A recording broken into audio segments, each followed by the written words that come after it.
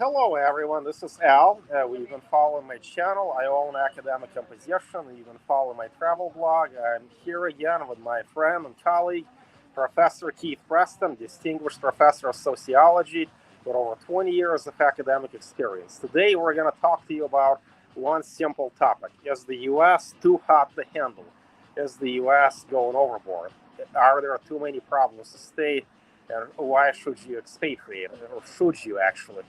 Keith, please tell us about your background and what your take is as a professional academic sociologist, research sociologist. Please fill us in about what's going on here and how does this contrast with the 1970s America that you've known as a very young man. Well, as a professional social scientist, one of my professional responsibilities is to follow contemporary trends and simply be aware of what's going on in the society at large and in the world at large. It affects the academic work we do, and then the various lines of professional work that I'm in, it also impacts that as well. And it's true that the United States is currently a society that's in a state of decline. If we can go back and look at past generations in the United States, for example, my parents' generation was the post-war generation. They were a little older than the baby boom generation, but and I came along right at the tail end of the baby boom, early Gen X era.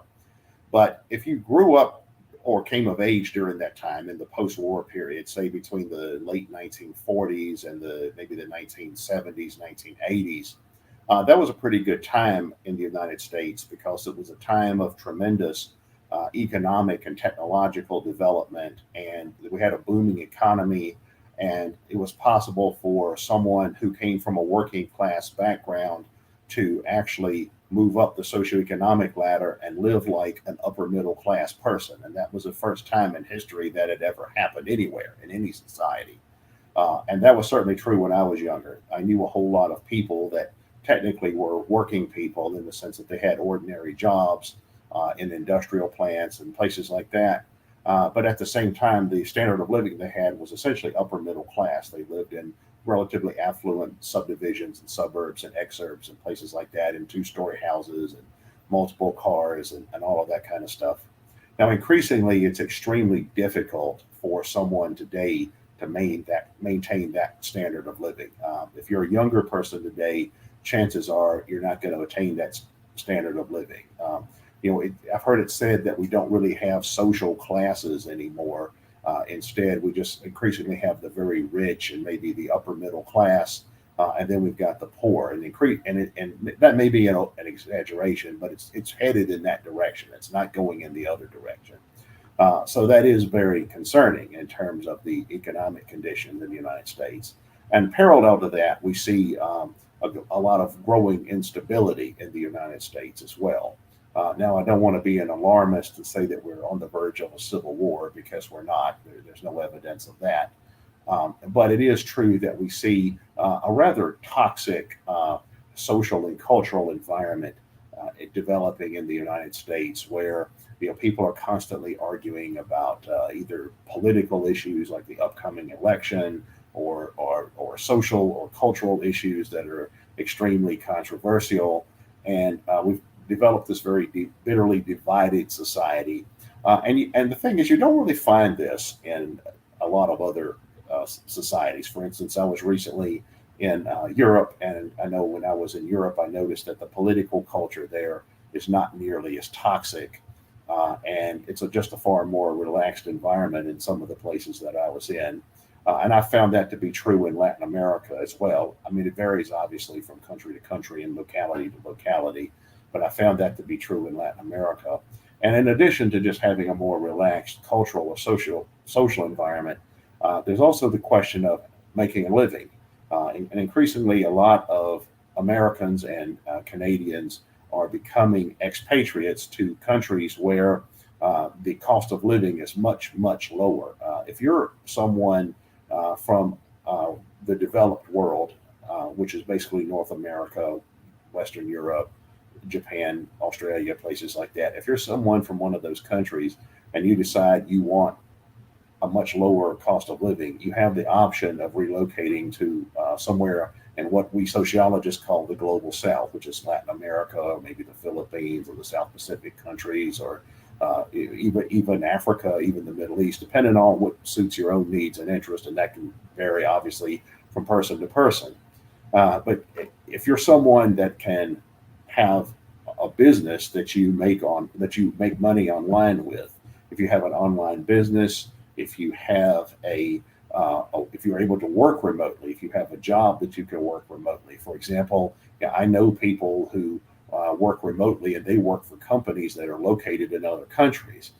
If you have the means of making a living online through business or employment or whatever, then you have the means of relocating somewhere where the cost of living is going to be much, much lower. For example, in the United States, in some of the large cities, if you're lucky, you're going to be paying $2,500 for a standard apartment. Some places it's more like $5,000, depending on where you're going.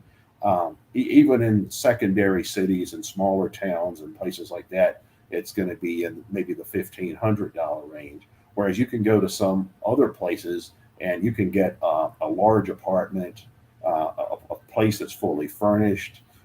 You can rent a house very cheaply, something like $500 a month or $300 a month in American money, and in places that are safe areas. I'm not talking about places that are ridden with crime and violence and things like that. And a lot more American expatriates and Canadians and even some Europeans are doing this.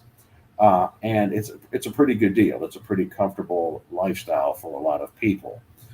You can go to another country, you can find that your overall net worth doubles, triples, quadruples, quintuples in value because the value of American dollars or Canadian dollars or British pounds or euros is so much goes so much further in those places. And that's what we do here at Academic Composition. It's one of the services we provide. We help clients determine where the best place to relocate would be if they want to become an expatriate, what's going to suit their own needs, interests, hobbies, lifestyle interests, economic needs, medical needs, you name it. We can help you determine what's the best place to go. So it's a really unique service and opportunity that we provide. Wow. So, given that you're born in 1966, is that correct, Keith? You're a late, early Gen Xer. Excuse me.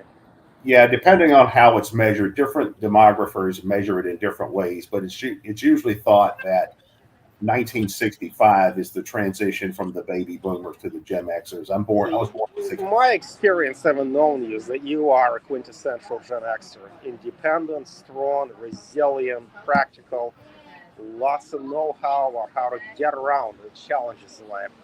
Tell us a little bit about your experience growing up in the 70s when President Nixon was president. Do you think it's a better time now to be grown up, or was it a better time to be grown up then? I mean, and back then, did you feel more patriotic than you do now? Or should anybody who's young now feel any more patriotic as an American than you did when you were a little boy? Well, obviously, a lot of this is subjective because it's relative to an individual's experience. But it's certainly true that during the time that I was growing up in, the cost of living was much lower. You had families that could live in an affluent suburban neighborhood and only one income in the family. In my case, my brother and I went to private school. My mother never had a job. My father's income was large enough to live basically an upper middle class lifestyle on one income. And that's extraordinarily difficult to do today. I would imagine that very few families today are able to do something like that. So certainly on a socioeconomic level, it was much better for most people. Maybe not every individual, but for most people. Culturally, things were a lot less argumentative than they are now. You didn't see people engaging in so much backbiting about partisan politics and controversial issues. I mean, there were certainly controversial issues back then. There was Watergate and all of that kind of stuff. You mentioned the Nixon era. But as a general rule, the political culture was not as divisive. It was not as toxic. And all of that affects the wider social environment that we're in as well. And we're also starting to see more and more people retreat inward in the sense that they're becoming fixated on social media and spending all their time online and not actually going out and meeting people in real time and engaging in more life activities. When I was a kid, for example, we didn't spend all our time on cell phones. We went out and played sports and raced bicycles and things like that. So in some ways, it was a healthier environment at the time. But we have seen the United States deteriorate in all of these categories, and that's why a lot of people are deciding to become expatriates, either for they just prefer a better environment, a more relaxed environment, or they prefer a cheaper environment where the cost of living is lower. Well, that's just what I gotta ask you though. If you were a young man in the 1980s, when you were, did you feel at all inclined to expatriate? Did that ever cross your mind? Oh gosh, I don't like living in America. And I was a No, 20-year-old man. I want to leave now. Did you ever think like that? no, I don't recall ever having any thoughts like that as a young person. I mean, sure, I wanted to visit other places, and eventually I did and spent time in other countries and things like that. Um, but no, I never really had any thoughts of leaving the United States and becoming an expatriate in the way that many of our clients are today, in the sense of they see the declining economic conditions, they see the declining social conditions. For example, in a lot of American cities now, you're starting to see virtual armies of homeless people living on the street. The kind of thing that we in the past would have thought of as being only something that happens in very poor, underdeveloped countries. That's the kind of thing we would have associated with places like India as they were in those days. And interestingly, some of these other countries are developing and improving their conditions, while here in the United States, in our own country, things are deteriorating in many ways. And it's for that reason a lot of people want to become expats. Well, see, there you go. That answers it all. That back then, when you were a young man, the American dream was a white picket fence, staying in America, doing things the way that you wanted to do things, being loyal to your family and friends. And nowadays, no, the American dream is leaving the United States. As a sociologist, how would you critique and assess the statement that nowadays the American dream is to leave the US and to live in a country that you find to be much more suitable? Well, it shows that the United States is increasingly in a state of decline in terms of many of its political and social conditions. Many of the problems that in the past we associated with other countries we're starting to see happen in the United States. For example, huge socioeconomic divisions between rich and poor, or I mentioned large scale homelessness and poverty recently, political contentiousness, violence between rival political groups. Political leaders that are increasingly incompetent or unresponsive to public needs. Often, we would, when I was growing up as an American, we would ridicule other countries for having a lot of those kinds of problems. Nowadays, we have those kinds of problems. And that's why many people are seeking other options. We know of people that, through our line of work, that have relocated to various Latin American countries, various Southern or Eastern European countries, various South Pacific countries, East Asian countries. Again, whatever is most suitable for them. Even some people who've gone to the Middle East. And different places are not suited for everyone. And that's one of the things that we help our clients with, is helping them find a place in which they can be an expatriate and which helps to meet their own needs. And I gotta wonder, so if you were a young man today, imagine you were born as a Gen Z guy or as a late millennial, and say you were born in the 1990s, early 2000s, you could see just how different your experience growing up as a little boy in rural Virginia would be different. How would you advise these people? How would you tell that, first of all, it's not wrong to expatriate, it's not a bad idea, America is not what it used to be? And then what would you say is the right place to go? How would you give them guidance on how to find the right country to be? How should they even begin thinking about this? Well, when I was younger, one thing that a lot of people that wanted did in order to improve their own situation is if you were like me and you came originally from a smaller town or rural area, you would go to a larger city, and you might do that to go to college, or you might do that to seek a job. And that was considered upward mobility. You go from the smaller towns to the big city, or from a rural area to an urban area. Nowadays, increasingly, I mean, that still happens for some people, but increasingly, we're starting to see more and more people that their goal is not to be able to go to New York City or LA or Washington, D.C. or somewhere like that in order to build a career or seek a better way of life. Instead, more and more people are thinking about expatriation. They're thinking about going to other countries. They're thinking about going to Costa Rica, or going to Portugal, or going to the Philippines, or going to South Korea, or going to Brazil, depending on what interests them the most. And there's a lot of things people will consider when they're thinking about this. They'll think about climate, they'll think about cost of living, they'll think about safety and crime and things like that. They'll think about the availability of public services, and like how reliable your utilities are going to be, and what's the transportation system like in different places.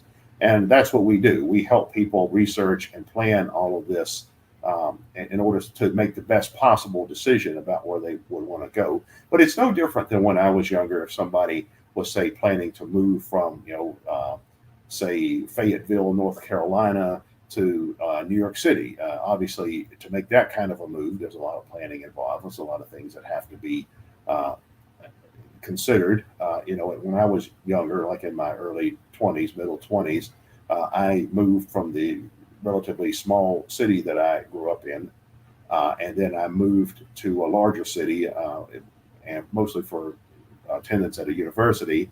And along the way, I spent time in other places, other larger American cities, and also in Europe.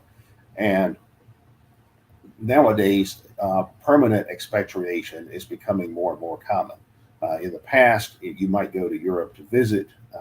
Nowadays, you might actually consider living there, or Latin America, or the South Pacific, or East Asia, depending on, again, what best suits your own needs. And the question that follows is, what specifically is the priority for you? Is it safety? Is it cultural affinity? Is it the cost of living? As a sociologist, what would you say that the average expat should prioritize above all else? Is there something that just matters more than anything else? Well, I think it's mostly a matter of balancing different interests against each other, because there's a number of things that, for practical reasons, you obviously have to consider. You want to consider safety, you want to consider the cost of living, you want to consider things like weather and climate, and what kind of amenities are available that suit your own lifestyle interests. For example, if you like to play golf, what kind of golf courses are around wherever you decide to go. So it's all a matter of creating a hierarchy of priorities. You need to create a list of priorities of things that are important to you as far as your own expatriate experience. And you need to rank your priorities. What is most important? What is second most important? For many people, it comes down to cost of living. And if you go somewhere like the Philippines, you're going to have a very low cost of living, certainly if you live outside the major cities like the capital. At the same time, some people are more concerned about safety, and safety is certainly an issue in some parts of the world.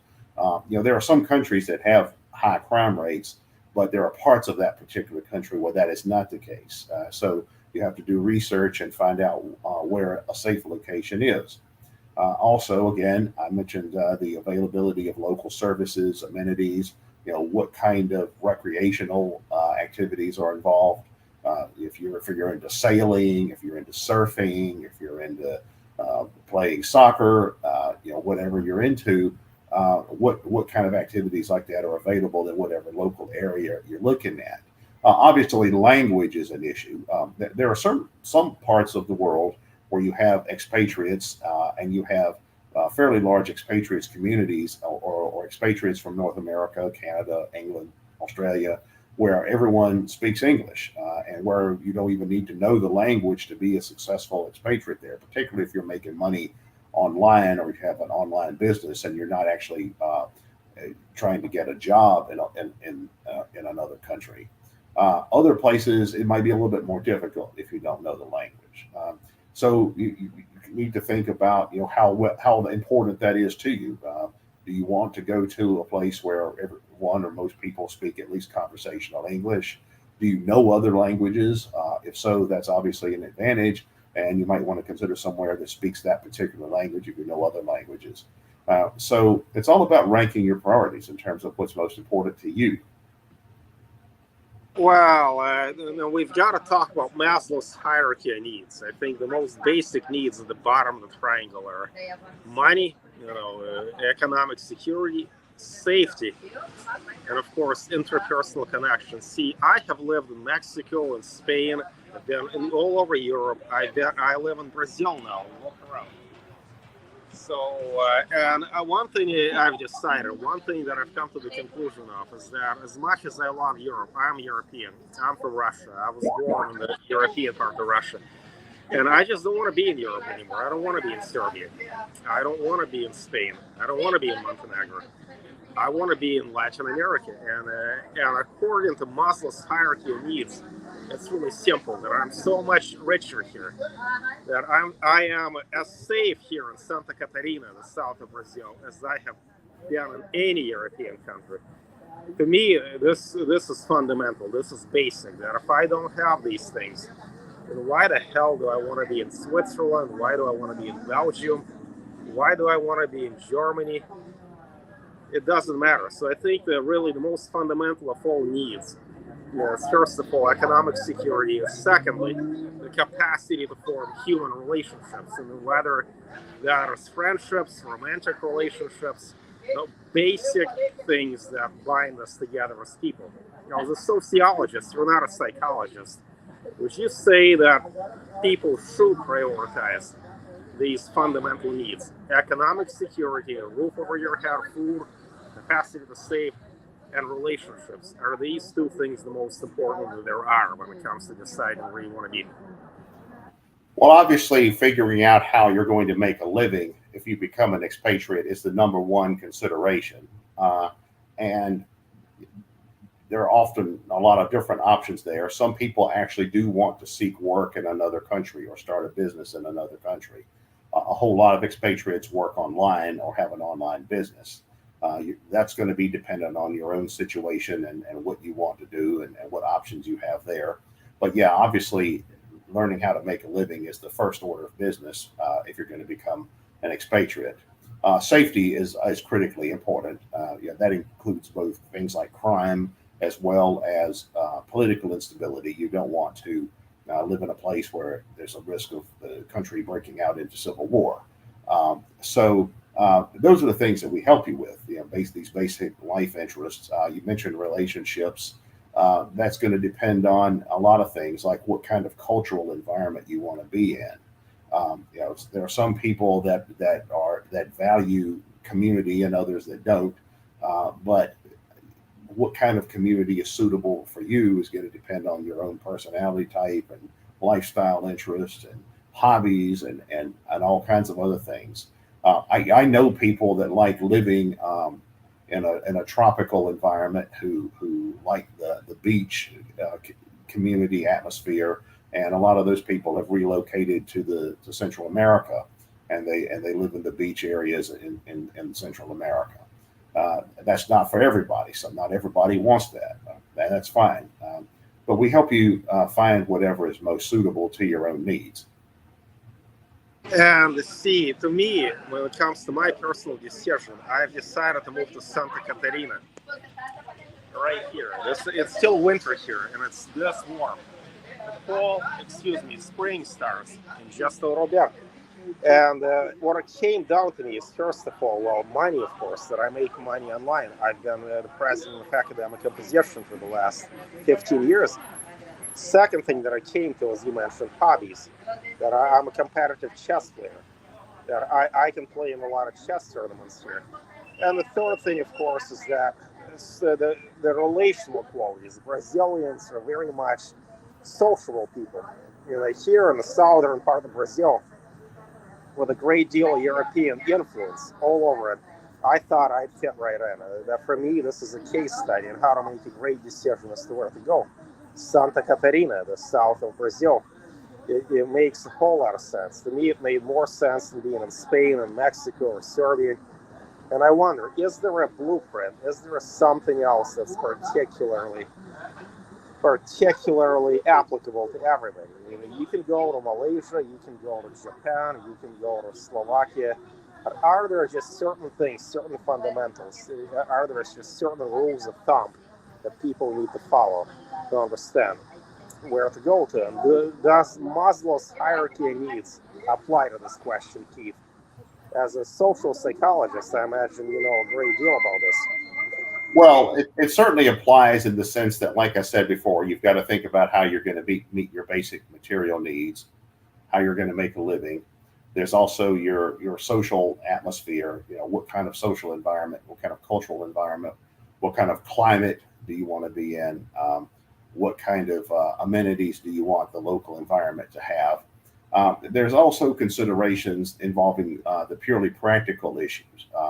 What are the immigration policies of a particular society or a particular country? What are the visa requirements? If you're going to be a remote worker, a freelancer, an online worker, what requirements do they have for that? What about tax policy? What kind of taxes are you going to have to pay? If you have a car, can you take your car with you? If so, what's going to be involved in that? Your driver's license. How do you get a driver's license in another country? Some people don't want to drive. Some people are fine with taking taxis and trains and buses, and many other countries have Uber services as well. You need to check on that if that's important to you before you decide to relocate to another place. There's also things like healthcare. What about insurance? Is the place that you're going to a place that has public health care? If so, if you're not a citizen of that place, are you eligible for public health care? If you're not, how are you going to get private health care or private health insurance, and what kind of quality of health care? So I may interject. Excuse me, just one interjection quickly. Brazil is one of the few countries in the world where it is constitutionally provided that all people are entitled to health care. In Brazil, if you're a foreigner and you end up in an accident and you're taken to a hospital, you will be granted care. Now, don't expect that this care will be excellent. Don't expect that your doctor will see you as a priority. Don't expect that this is going to be great, but they'll give you something. They're not going to let you die. Now, in Mexico, it's different. In Mexico, you're expected to make an upfront payment. So that's another reason we're considering Brazil as a potential option to go to.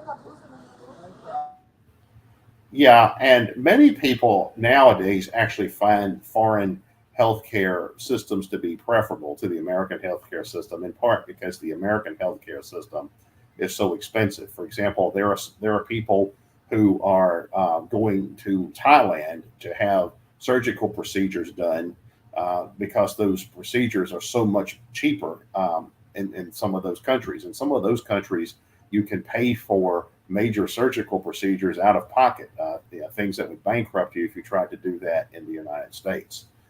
So it is certainly true that there are many health-related services that are available in other countries, including countries that are relatively poor in terms of their overall GDP compared to, say, the United States.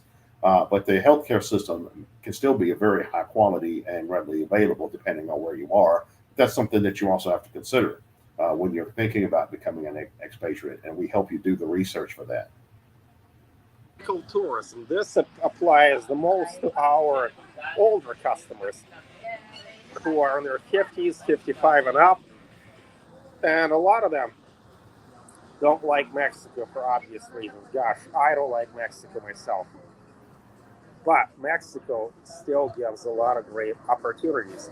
That I've met people in Mexico who told me that it was much easier to just pay for an airplane ticket to Mexico, pay for the dentist, pay for the surgery, pay for the Airbnb, pay for the hotel, than to pay $100,000 to your local drug dealer or a doctor, as he prefers to be called, MD.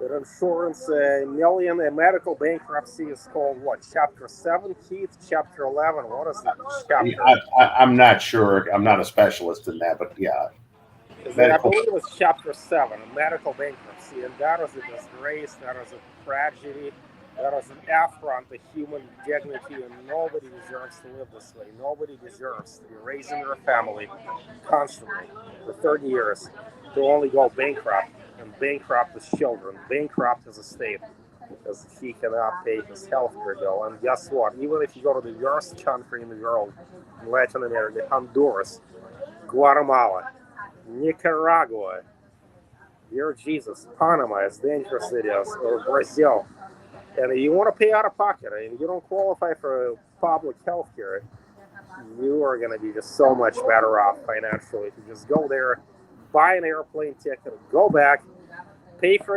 Airbnb, pay for the airplane ticket of your favorite family members, and you just invite your best friend, your girlfriend. You'll still come out ahead. You'll pay 10 to 15% of what you would have paid in the U.S. just for substandard and mediocre service that you find in most states of the USA. Yeah, that's absolutely true. And those are the things that we can help you research and help you determine based on what your own needs are. Like I said, there are people who go to places like Thailand and have extensive surgeries done, including things that are extremely important surgeries, and pay a small fraction of what they would pay in the United States. So, Keith, other than medical tourism and all these complex sociological ideas to discuss, do you have any closing thoughts? Is there something else that you'd like our listeners to know about? Is there something Well, that stands out about it all? it comes down to what I was saying earlier, in that different models are going to work for different people. This is not a one size fits all type of set of considerations. You've got to determine what works best for you, what you need. Uh, your expatriate experience might be different from someone else's depending on what you want and what kind of considerations. For instance, obviously, if you're single, that's different than if you're going to be taking a family with you and you're going to have children with you. For example, where your children are going to go to school, and what kind of educational services are available. And that's one of many things that have to be considered when you become an expatriate. So that's what we do. We help you research all of these things so you can make the best possible decision. And all right, so thanks so much, everybody. Keith, Professor Keith Preston. It's so great to be with you here, and we will see you all again soon. Thank you.